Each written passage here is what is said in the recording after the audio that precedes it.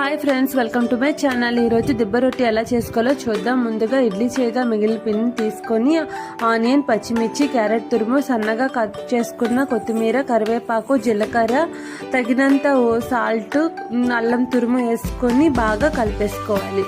Stove మీద pan పెట్టి బాగా హీట్ అయ్యాక ఆయిల్ వేసి మనం కలిపి పెట్టుకున్న పిండిని అటులా పరుచుకోవాలి. అదే కడాయిలో అయితే దట్టంగా వేసుకొని కుక్ చేసుకుంటే కడాయి రొట్టి అంటారు. రెండు సేమ్ ప్రాసెస్. ఇలా పలుచగా వేసుకొని ఆయిల్ వేసి మూత పెట్టుకోవాలి. దాన్ని ఆవిరికి కుక్ అయిపోతుంది.